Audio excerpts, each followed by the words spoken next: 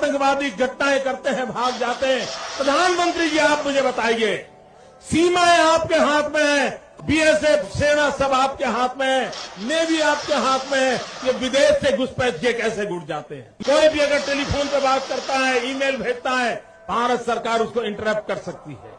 Interrupt कर करके जानकारियां पा सकती है कि आतंकवादी गतिविधि के अंदर कौन सा कम्युनिकेशन चल रहा है, और आप उसे रोक सकते हो। मैं पूछना चाहता हूं प्रधानमंत्री जी को, इस विषय में आपने क्या किया है?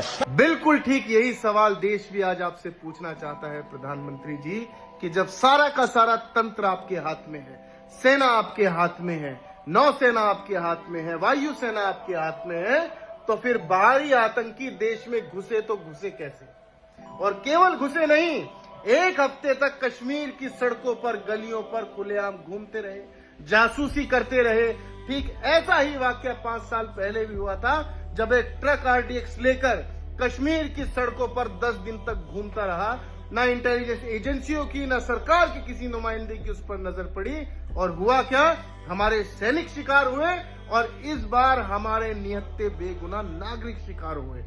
और इस जरूरी सवाल को छोड़कर कि इस देश में आतंकी घुसे कैसे, मीडिया और सरकार लगी हुई है हिंदू मुस्लिम को बढ़ावा देने के लिए।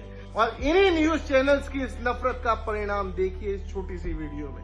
ये देख लो भाई, राम राम भाई सिंह भाइयों, हमने तो काम स्टार्ट कर दिया अपना गाँव में। भाई हम काट लग रहे, दो पकड़े गए, दोनों हमारे काट लग रहा है भाई।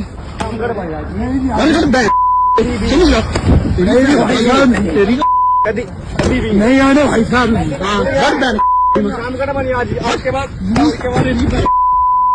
करनाल का ये वीडियो, 2 मुसलमान युवकों को गांव में घुसने पर पीटा गया। क्यों? क्योंकि असली मुद्दों को छोड़कर हमेशा की तरह बेफजूल के मुद्दों को लोगों के बीच पहुंचाया जा रहा है, उनके बीच नफरत फैलाने की कोशिश की जा रही है।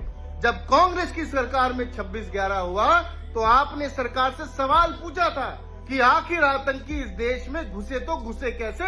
आज आप सरकार में हो तो आपको भी यही सवाल पूछा जाएगा, और आपको इसी पर जवाब देना पड़ेगा कि आपकी इंटेलिजेंस के अंदर, आपके शासनकाल के अंदर इस देश में आतंकी घुसे तो घुसे कैसे।